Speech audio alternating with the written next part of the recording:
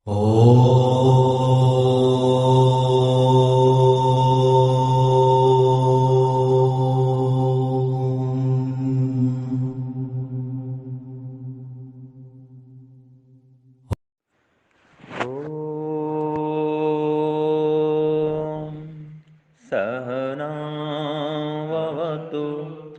सहनो भुनक्तु सह वीर्यं करवावहै तेजस्विनावधीतमस्तु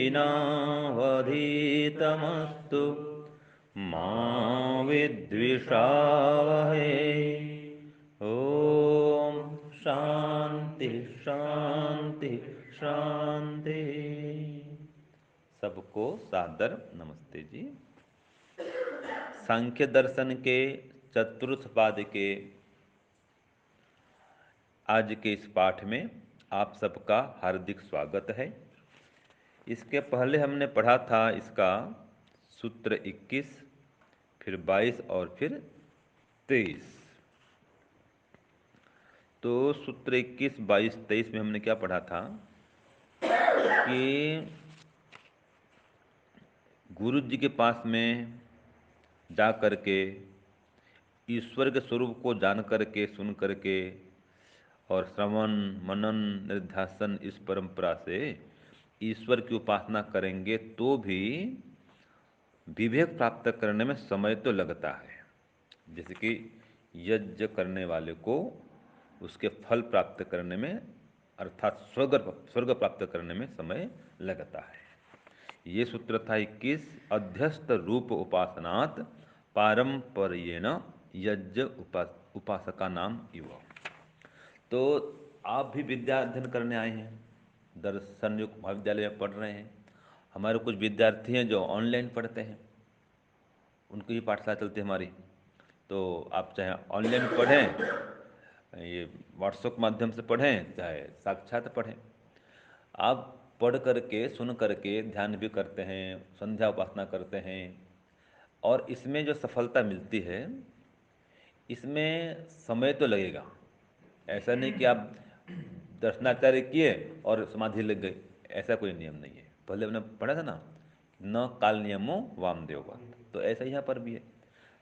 तो उदाहरण दिया, यज्ञ करने वालों को तत्काल स्वर्ग नहीं मिलता है। हाँ, वायु शुद्धि होगी, स्वास्थ्य भी अच्छा होगा, ये ठीक है।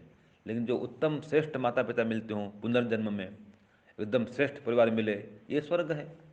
तो वो तो कब मिलेगा? इस जन्म के बाद मिलेगा। तो वहाँ समय लगता है। इसी प्रकार से ध्यान उपासना करेंगे तो मोक्ष प्राप्त करने में, समाधि लगाने में भी समय तो लगता है। ये सूत्र 21 का अर्थ है। फिर सूत्र 22 में क्या हमने पढ़ा था? इतर लाभे अपि आवृत्ति ही पंच अग्नि युगतो जन्म श्रुते।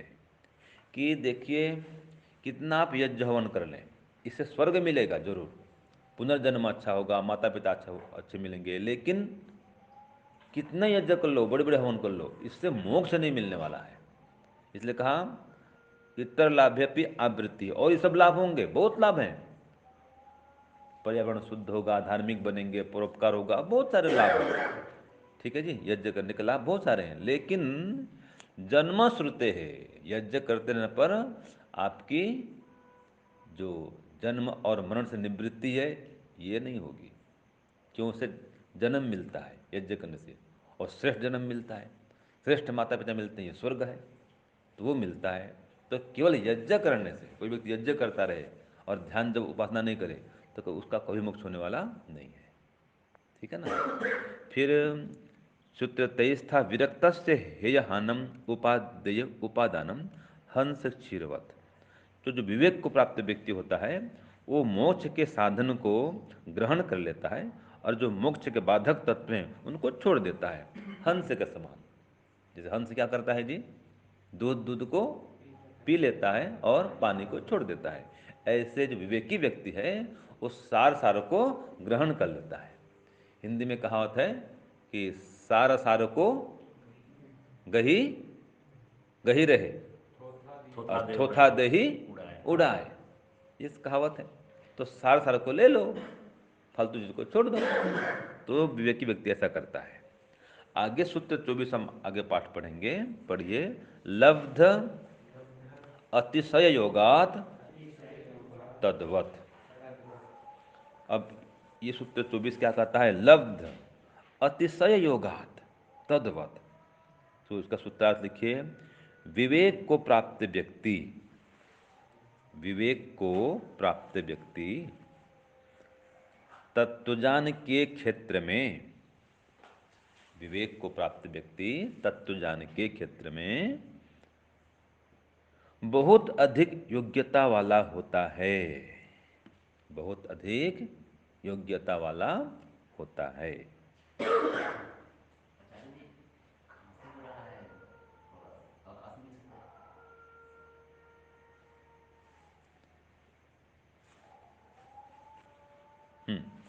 तो बहुत अधिक योग्यता वाला जो व्यक्ति होता है वो विवेक को प्राप्त होता है, या विवेक को प्राप्त व्यक्ति जो है वो बहुत अधिक योग्यता वाला होता है।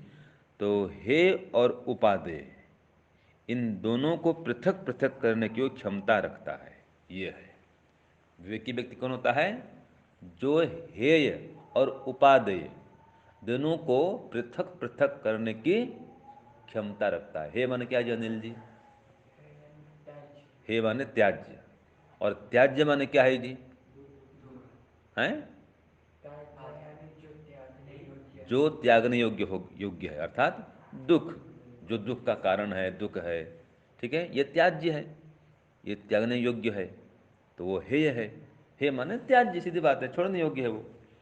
तो जो छोड़ने योग्य है वो सबको छोड़ देता है। तो दुख है, अविद्या है, ये सब छोड़ने योग्य, मथ्या ज्ञान है, पाप है, धर्म है, ये सब दुख के कारण है, ये है, ये है, त्याज्य है।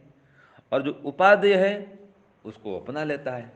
तो उपादेय माने ग्रहण करने के योग्य। तो विवेकी व्यक्ति वो होता है छोड़ने योग्य को छोड़ देता है और उपादने ग्रहण करने योग्य को ग्रहण कर लेता है। तो वो व्यक्ति विवेकी कहलाता है। तद्वत माने हंस के समान, लिख लो, तद्वत माने हंस के समान। तो हंस क्या करता है? दूध को पी लेता है, पानी को छोड़ देता है। तो विवेकी व्यक्ति भी करता है कि त्याज्य को छोड़ देता है और जो उपादेय है उसको ग्रहण कर लेता है। ये सूत्र 24 की बात है। अब पढ़ते हैं सूत्र 25। जो व्यक्ति विवेकी नहीं है, विरक्त नहीं है, उसका हाल क्या होता है, ये सूत्र 25 में बता रहा है। तो पढ़िए, न कामचारित्वम, बोलिए, राग उपहते शुकवत। सूत्रार्थ लिखिए, अविवेकी व्यक्ति, अविवेकी व्यक्ति राग से दबाए जाने पर, माने राग से ग्रस्त हो जाने पर, हाँ, राग से ग्रस्त हो जाने पर या राग से दबाए जाने पर त्याज्य मार्ग को, त्याज्य मार्ग को छोड़ने में, त्याज्य मार्ग को छोड़ने में और ग्राह्य मार्ग को अपनाने में, ग्राह्य माने ग्रहण करने के योग्य मार्ग, यह है ग्राह्य मार्ग। तो ग्रहण करने के योग्य मार्ग को अथवा ग्राह्य मार्ग को अपनाने में, दो बातें हो गई, त्याज्य मार्ग को छोड़ने में और ग्राह्य मार्ग को अपनाने में अपनी इच्छा अनुसार स्वयं स्वतंत्रता पूर्वक समर्थ नहीं होता है, स्वयं स्वतंत्रता पूर्वक समर्थ नहीं होता है, वो पराधीन बन जाता है। हाँ, सुखवत, तोते के समान जी। तो राग उपहते, राग उपहते में राग से दबाए जाने पर न कामचारित्व, अपनी इच्छा अनुसार, अपनी अनुकूलता अनुसार वो पूर्णतया उसको हटाने में समर्थ नहीं हो पाता है। किसको हटाने में? अविद्या को, मिथ्या ज्ञान को, अधर्म को, पाप को, कुछ भी अर्थ लगा लो, जो भी हेय मार्ग है, तो उसके हेय मार्ग को छोड़ने के लिए समर्थ नहीं हो पाता है। सुखवत, तोते के समान। तो क्या करता है तोता? जैसे कि कहा, सुकह पक्षी ही पंजरोपहत, सुकह माने तोता, वो जो सुक बोलते हैं, सुकह, सुकह सुकह एक ही बात है। वो पक्षी पिंजरे में बंद है, अब पिंजरे में बंद है तो इच्छानुसार कहीं जाना आना कर पाएगा? इच्छानुसार खाना खा पाएगा नहीं। जब खिलाए तो खाएगा, जो खिलाए वो खाएगा। तो जो पिंजरे में बंधा तोता है अपने इच्छानुसार खान पान नहीं कर सकता, इच्छानुसार कहीं भ्रमण नहीं कर सकता। इसी प्रकार से जो राग से दबा दिया गया है, राग से जो दब गया है, वो इच्छानुसार कोई त्याज्य मार्ग को छोड़ भी नहीं सकता है।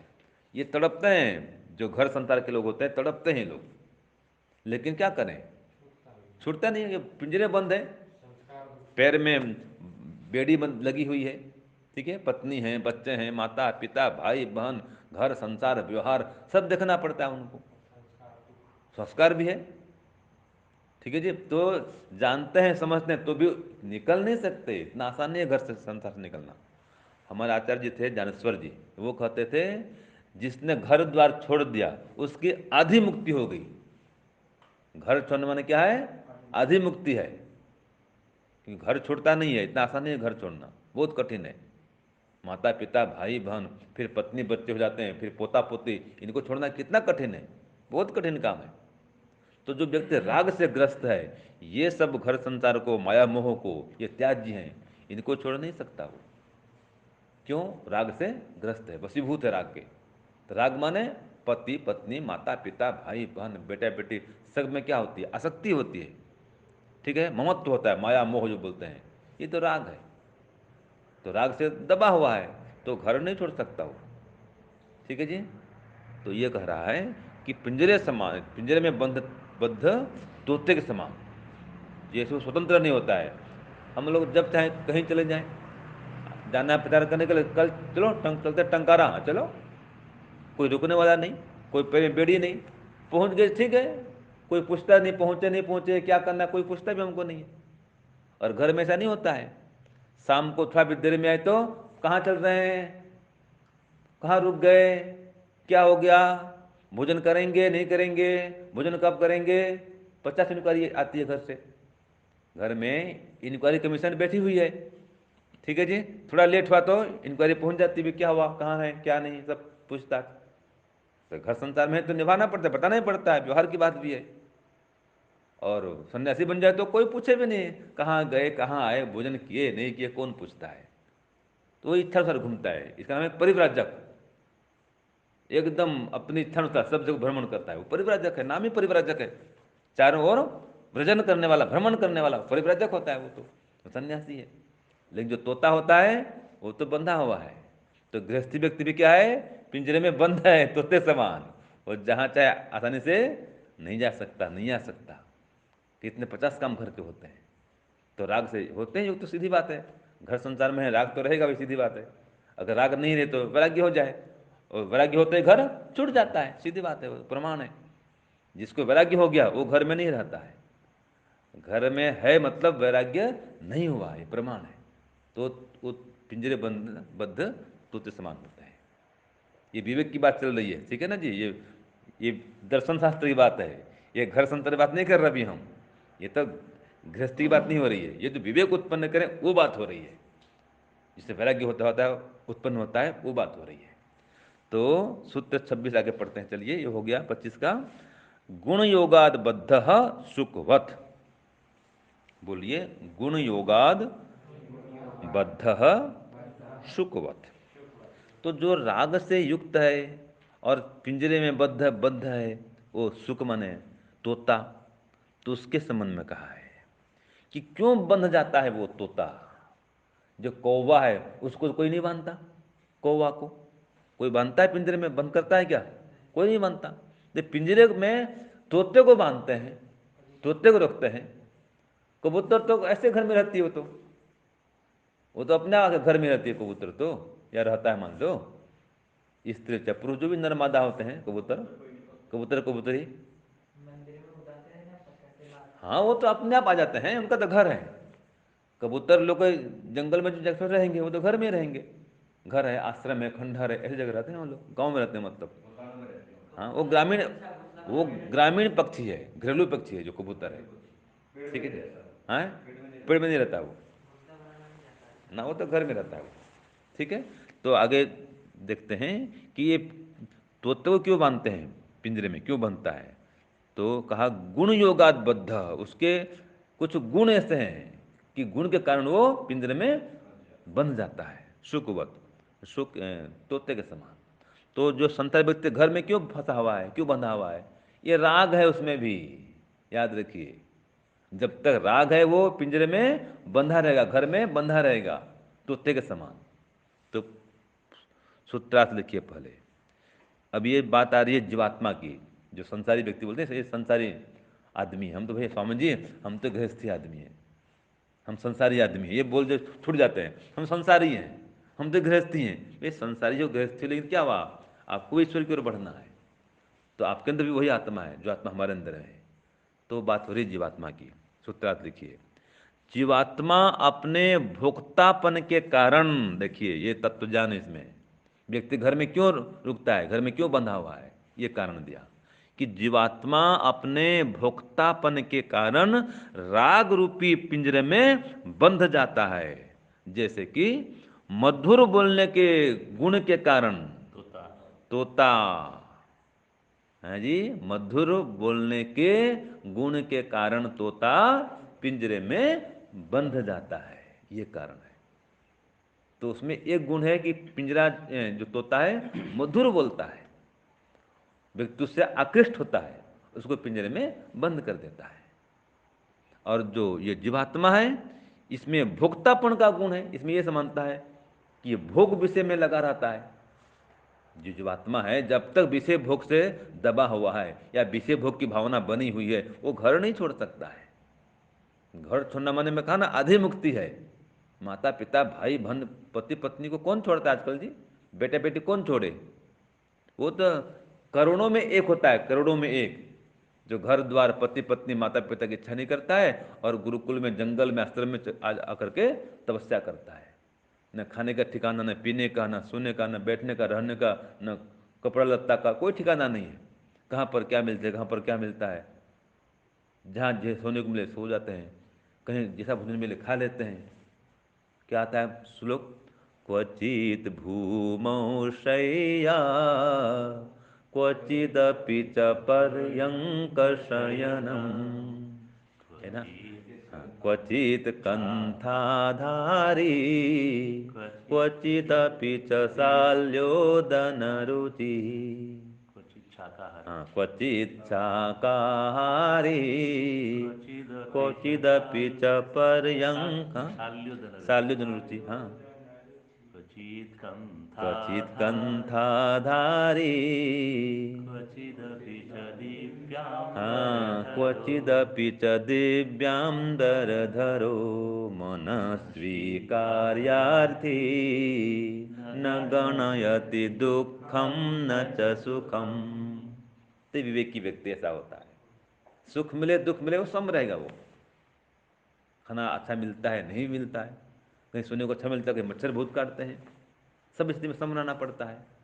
तो वो व्यक्ति राग से जब ऊपर उठ जाता है तो इन बातों को ध्यान वो नहीं देता है कि उसमें भोक्तापन नहीं रहा। वो खाने के लिए नहीं जीता है, वो तो जीने के लिए खाता है। अब बाकी लोग देखो कितने आइटम खाते हैं। कभी आना ट्रेन में जाना, कभी देखना आते हैं परिवार राजस्थान के होते हैं स्थानीय लोग, और भी लोग होते हैं, ये बरनी से बरनी लेके चलते हैं, अचार है, पापड़ है, ये है, वो है, मिठाई है, नमकीन है, पराठा है, सब्जी है, कितने आइटम होते हैं उनके पास में।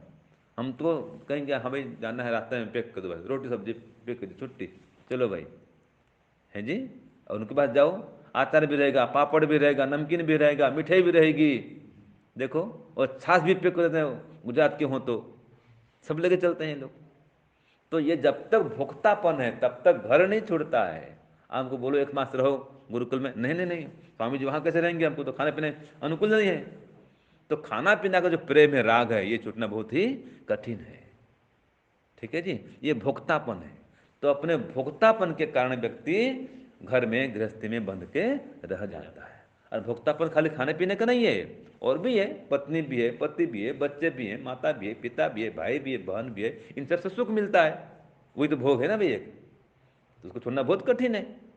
तो जो इस भोक्तापन में नहीं फंसा वो व्यक्ति घर संसार से बाहर निकल सकता है, और नहीं तो तोते समान पिंजरे में बंद हो जाता है। ये सूत्र 26 में बता दिया गया है।